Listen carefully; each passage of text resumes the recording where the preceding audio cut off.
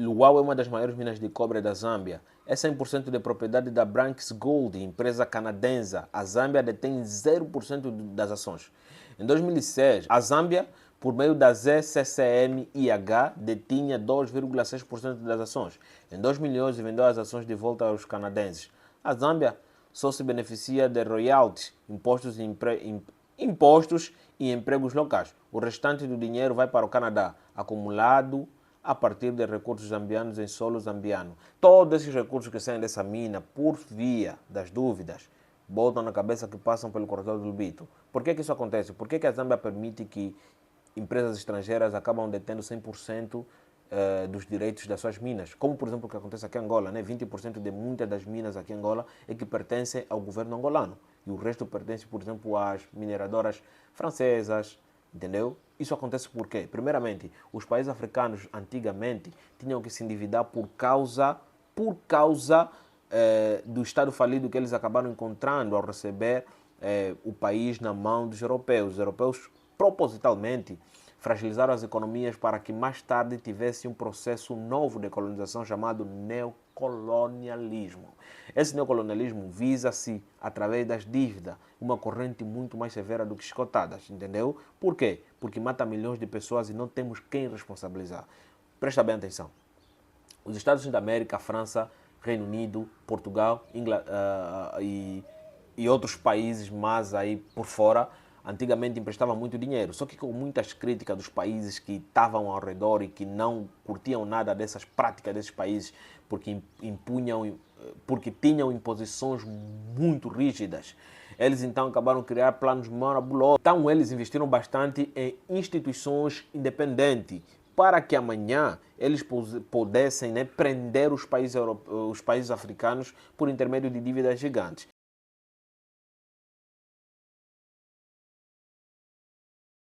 Me foi questionado sobre por que a África ainda não é um continente independente. Existe ainda uma grande movimentação de dependência, decisões muito importantes, muitas das vezes são discutidas em parlamentos europeus com portas fechadas e não só, também muitas das vezes conversado em corporações, como a ExxonMobil, a Total Energy e outras corporações gigantes que a gente não vai mencionar aqui. Mas vamos lá. Banco Mundial, Fundo Monetário Internacional, Clube de Paris, Banco Africano de Desenvolvimento.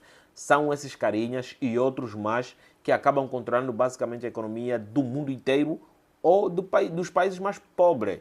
Nesse vídeo aqui eu vou vos mostrar aqui um ponto de vista muito interessante que claramente vai poder responder essa pergunta. Essa pergunta aqui foi feita por uma nossa querida seguidora, Neneia Bonafé. É uma inscrita aqui do canal, já estou mandando um abraço para você. Faça mais perguntas como essas e esclarecimentos acabaram chegando. Nunda, a África se emancipou ou isso foi só no papel? Acho que o povo africano em geral continua a ler na cartilha da Europa e blá blá blá. Bueno. Esse comentário aqui foi feito no vídeo Trocaram os portugueses por chineses, agora aguentam. É um vídeo muito interessante que aconselho vocês todos a irem assistirem. E outro vídeo também muito interessante que aconselho todos vocês a irem assistir. É Brasileiro sofre racismo de angolano em Portugal. Vídeos muito interessantes que a gente abordou muitos assuntos. Inscreva no canal, atenção que não esquecer de partilhar com as pessoas interessadas. Eu sou Nundalino, você me acompanha aqui a partir do canal 41. Vamos falar sobre coisas muito importantes. Quando o assunto é muito sério, é chato demais, entendeu, rapaz? Herança colonial. O que é herança colonial? Eu acho que é visível, né? É toda a desgraça que os países africanos acabaram recebendo. Nos anos 50, anos 60, muitos países africanos começaram a ganhar independência. No processo da tomada dos países, aconteceu diversas coisas, porque antes mesmo de conquistarem a independência, esses países, os líderes europeus sentaram e conversaram e viram que era inevitável dar a independência para países africanos. Então o que aconteceu? Basicamente eles começaram a orquestrar projetos para deixar todos esses países dependentes futuramente, em acordos e não sei lá o quanto e muitas dívidas. E aí surgiu a África que a gente conhece hoje. Vamos lá, tintim por tintim. Primeiramente, De Gaulle, que foi na época o líder da França, já tentou diversas vezes destruir economias da África francófona. Como, por exemplo, a Guiné-Conakry ganhou a sua independência em 1958. Em contrapartida, De Gaulle chegou e disse, mano, a tua sociedade deve andar conforme eu quero, conforme nós decidimos. Só que ele falou, Vai tomar no cu, rapaz. De Gaulle ficou furioso, cortou ajudas humanitárias e basicamente devastou e fragilizou a economia daquele país. Tanto é que quando começaram a ganhar soberania, eles foram obrigados a se prender diversas dívidas. Outros países que vieram ganhar a independência da França posteriormente, olharam a situação que aconteceu lá na Guiné-Conakry e eles disseram, mano, por que nós não vamos fazer diferente uma transição pacífica? Então, isso que eles fizeram. De Gaulle, por sua vez, entupiu o cu desses todos os líderes com dívida. Por quê? Porque muito antes de entregar a independência, eles já fragilizaram a economia, maquinofatura, documentos foram deitados para fora ou levados para a Europa, muitas coisas foram desconstruídas e, querendo ou não, na época da independência, muitos dos países africanos não tinham maturidade para conseguir se entender e governar todos juntos. Então começou a surgir guerrilha. E todos esses presidentes que noutrora ganharam a independência e ficaram a liderar e blá blá blá, começaram a criar planos que não batiam certo com, por exemplo, o dinheiro que eles tinham lá disponível, com a economia disponível, porque muitas das minas, muitos dos recursos que precisavam para explorar e investir no país, acabou sendo ocupado pelos tais ditos rebeldes. De Gaulle chegou de mansinho, xará, o que você acha? Que há? Em contrapartida, Portugal, França, Estados Unidos da América, Inglaterra, quase todos esses fizeram a mesma coisa com as suas colônias. Portugal não ficou de trás. Também ofereceu propostas aliciantes para Angola e Moçambique e outros mais. Estados Unidos da América entrou também na jogada com essa brincadeira de entregar muitas dívidas para conseguirem combater. Por exemplo, vamos voltar mais na África francófona, o primeiro registro de dívida dos países africanos sendo independente e soberano foi com a França.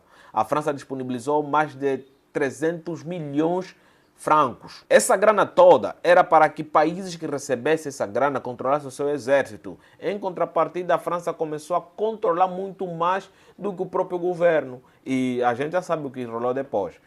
Então, por que todos esses países acabaram ficando com muita dívida após a independência? A explicação é simples. Com o panafricanismo, o foco era muito mais libertar a África e se esqueceu muitos pontos principais. É assim, convenhamos, africanos que ficam me criticar, eu sou um cara pé no chão. Vamos pôr os pontos nos is. Os líderes africanos, quando se trata de guerrilhas, são number one. Eles entendem sobre técnicas militares, guerrilha, entendem muito bem sobre o exército. Eles conseguem controlar o exército e mandar no exército. Eles conseguem fazer planos de guerra, estratégias militares e tudo mais. Faz daqui. Vem. Da economia, acho que eles não manjam não, rapaz. Eu acho que na época que estavam todos esses líderes estudando sobre o panafricanismo e como libertar a África, muitas das vezes deixaram de parte a estratégia econômica. Quando a gente mete a experiência que países europeus e a experiência que países africanos têm metendo na balança, a Europa sempre vence, entendeu? Por quê? Porque eles têm experiência. Estão a lutar, mas estão a lucrar. É exatamente isso. E eles não lucram só para os seus bolsos, entendam? Não lucram só, quer dizer que eles também lucram para o bolso, mas não lucram só para o seu bolso. Eles lucram mais para manter o país, entendeu? Só que os nossos brothers aqui não estudaram muito bem uma economia assim, por exemplo, corporativa, não estudaram muito bem uma economia de país. Existe isso que eu estou a falar não é à toa. Jonas Malheiro Savimbi já fez um desses discursos ali que mencionou exatamente que muitos líderes africanos deixaram de parte essa questão da economia. Por quê? Porque se a gente olhar na história, por exemplo, a gente vai ver que países africanos tinham como luta principal contra o imperialismo e lutar contra o capitalismo, entendeu? Todos eram socialistas, todos os manos eram socialistas. Porra! Aí complica, entendeu? É um discurso do Jonas Malheiro Savimbi disse assim, Xará, eu vou pegar o socialismo, eu vou pegar o capitalismo e juntar e fazer de Angola o país mais bom para se viver. Quem lhe deu ouvido? Tinham que deixar aquele coroa falar, entendeu? Só falar mesmo, qual era o plano dele. Tínhamos que saber qual era o plano dele para a gente poder caminhando. Entendeu? Banco Mundial, Fundo Monetário Internacional, Clube de Paris, Banco Africano de Desenvolvimento. Vamos falar aqui principalmente sobre o Fundo Monetário Internacional e o Banco Mundial. Na época que todos os países estavam a entregar dívida com juros altíssimos e esses países eram obrigados a receber, surgiram muitos discursos com críticas, principalmente dos líderes africanos e dos líderes europeus, né? Aqueles que não eram líderes assim de países, mas sim líderes de movimentos.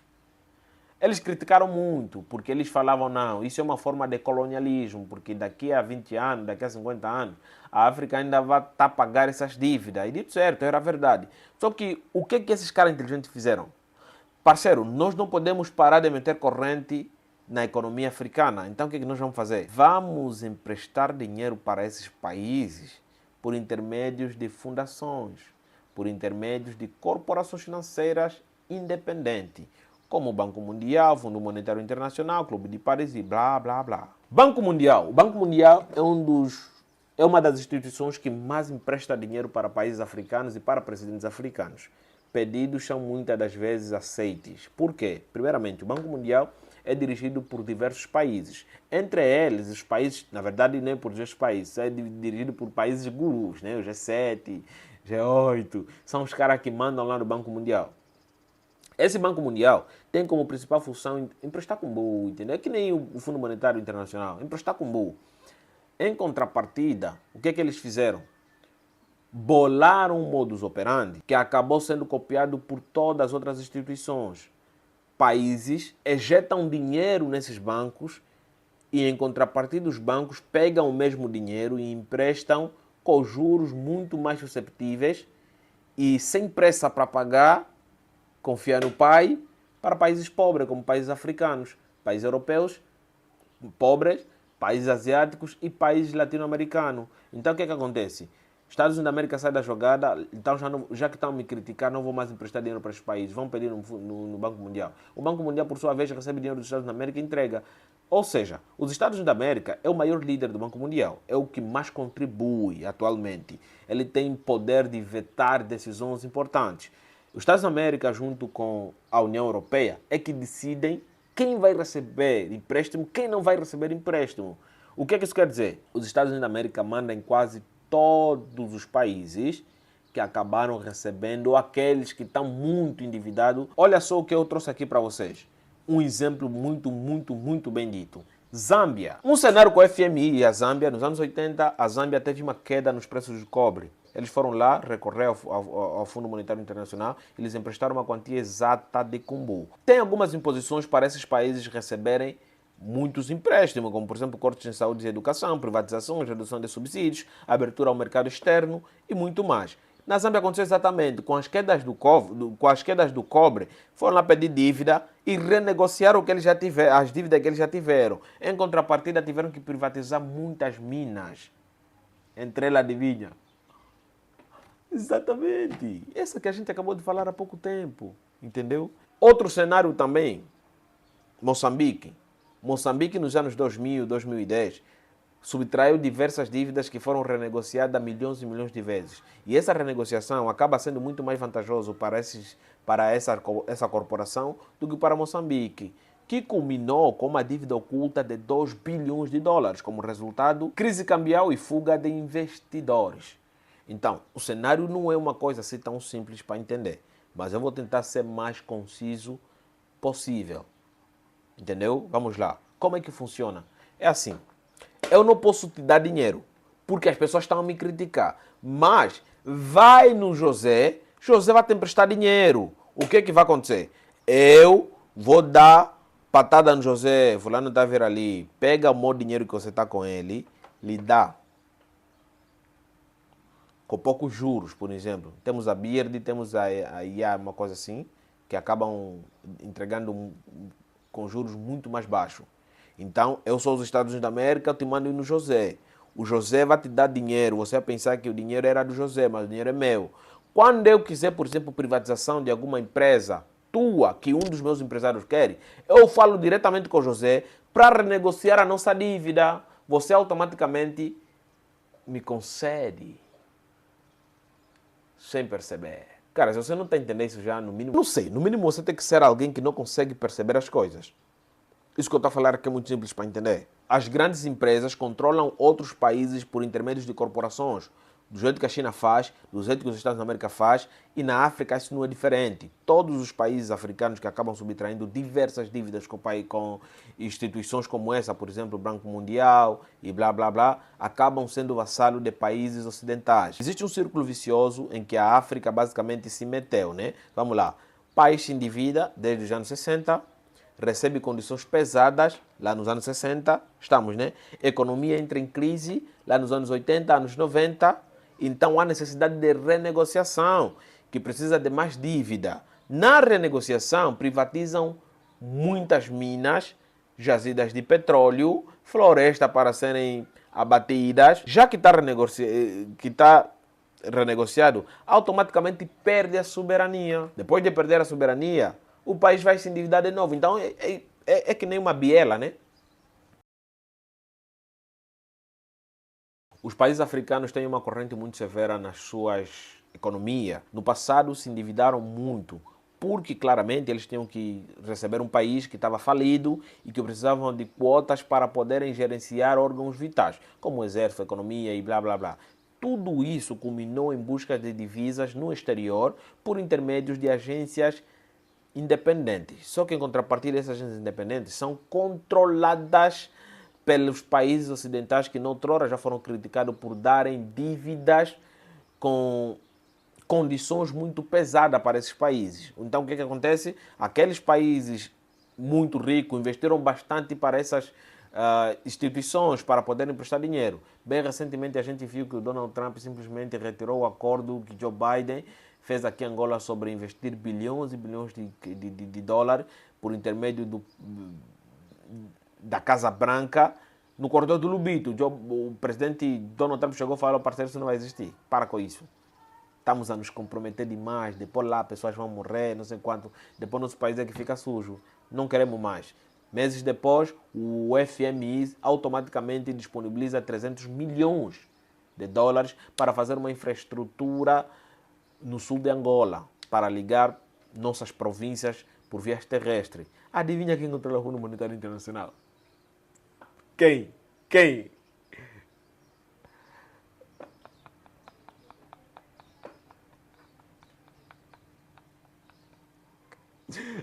Os países africanos estão fugidos. Eu falo isso com lágrimas nos olhos, mas os países africanos estão fugidos. Isso é triste, né? Porque nós, quando recebemos o país, dos nossos mais velhos que estão a gerenciar agora, vamos encontrar diversas dívidas e dívidas sobre imposições que nós não podemos vir à tona falar. Porque eu acredito que também lá dentro tinha pessoas que querem falar sobre essas imposições absurdas, mas por ordens contratuais não podem falar. É um ciclo vicioso, parceiro. É um ciclo vicioso. Inscreva no canal, ative as notificações, esqueçam de partilhar o vídeo com vocês interessados. Eu sou o Nundalino, você me acompanha aqui a partir do canal 41. Nos vemos na próxima. Tchau.